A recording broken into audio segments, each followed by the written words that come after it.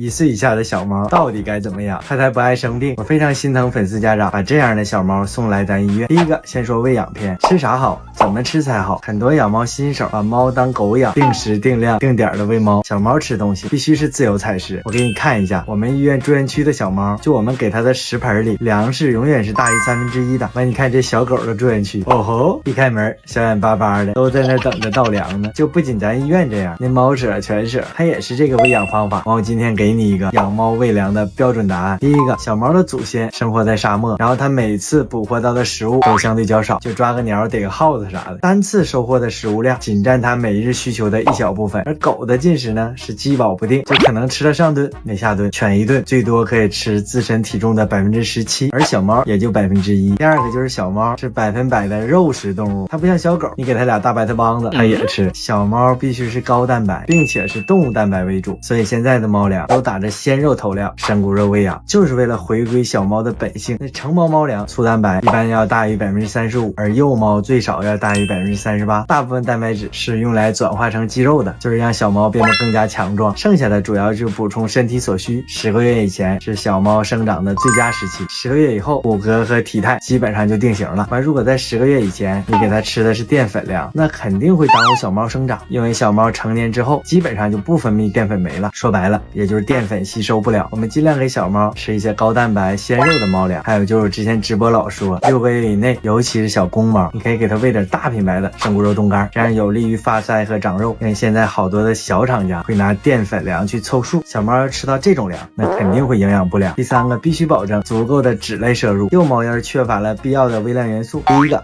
会造成免疫力低下，第二个它也会造成生长受阻。就像那个花生4烯酸，小猫自身不能合成，必须是吃动物油才能获取，最好的呢就是鱼油。所以你像那些粗脂肪低于12%的赶紧打住。再有就是一些小工厂靠喷涂油脂来调节脂类含量，就我们之前遇到最夸张的8个月左右的小猫来做绝育做体检，甘油三酯高，说白了肯定是猫粮造成的。第四个就是小猫必须有充足的饮用水，还有一点就是大家不用焦虑到底是喝什么水好，除了自来水不建议喝，其他的矿泉水、纯净水、直饮水都可以。现在天气转凉了，你最好给它买个恒温的电动饮水机，要是平替的话买个酸奶机也可以。这是小猫几乎不花钱的长寿药，因为小猫的祖先生活在沙漠，获取水源很困难，所以平时它都爱憋尿来储存水分。给你一个建议，就是家里最好多备几个水盆，完尽量选择蓝色或者绿色的，因为小猫基本都是半色盲，它能看到最清晰的颜色就是这2个。再有就是每天换水的时候帮它清理一下水盆。还有一个小建议，就是可以给它的水里边放点复合维生素 B， 这个买人的就行。因为我之前参观猫舍的时候，他们跟我说，就添加维生素 B 之后，小猫的皮肤抵抗力变好了，完食欲也会变好。完如果家里猫少的话，你也可以直接裹在猫条里吃，每天1/4片，1周喂个2次就行。然后除了维生素 B 会缺，其他的钙片、微量元素都不用单补，因为好的猫粮里边都有，小猫根本不会缺。第5个，新猫刚到家需要注意些什么？一，给它1周的适应时间，因为它头几天害怕都会躲起来，你就给它放好食盆、水盆还有猫砂盆，只要吃喝排便都正常，你就不用担心，千万不要着急拿出来硬包。小猫这个时候可能高度紧张，很有可能应激。就小幼猫生病最主要的3个原因，排名第3的就是应激，排名第2的就是垃圾猫粮，排名第1的就是不打疫苗，完感染传染病了。2，还有一点就是不要拿手逗猫，因为在小猫的世界里，手臂跟逗猫棒的颜色是一样的，都是灰白色的，你这么逗习惯了，以后它就爱咬你手了。3，千万不要打猫，小猫只能记住5分钟之内发生的事情。如果你发现小猫犯错误了，可以在5分钟之内警告它，可以整个喷壶往它脸上喷水。打猫的话不但改善不了问题，反而会让它更加不信任你。第6点，最后说一下去医院会遇到的几件事。第一个，驱虫，驱虫可以自己在家整，内驱的话一般在7周，小猫体重大于1公斤，完1周之后没有寄生虫再去打疫苗，因为小猫体内要有虫的话会影响抗体形成。内驱的驱虫药你就选海乐妙或者拜种清，这2个都挺好。完外驱的话可以等第1针疫苗扎完之后再做，你就选艾欧克或者贝维多。第2个，再说一下打疫苗，打疫苗的最佳时间8周、12周、16周。第1针呢主要是综合母源抗体，第2针和第3针是加强抗体，间隔都是28天，最后1针最好落到16周之后，因为16周之前或多或少都会受到母源抗体的干扰，影响抗体的形成。推荐就是妙三多，这个是目前最安全、最有效、使用量最大的灭活疫苗，也是我们医院唯一的一款猫疫苗。第3个，狂犬疫苗可以不打，因为狂犬病毒只能通过唾液进入血液，那不管你是猫舍买的猫还是朋友家的猫，都没有被咬的风险，也不可能感染狂犬病。第4个，绝育的最佳时间是8个月之后，因为这个时候不论是睾丸还是子宫、卵巢都已经发育成熟。但是要是小母猫提前发情了，你可以给它吃点醋酸钾强运动片缓解一下。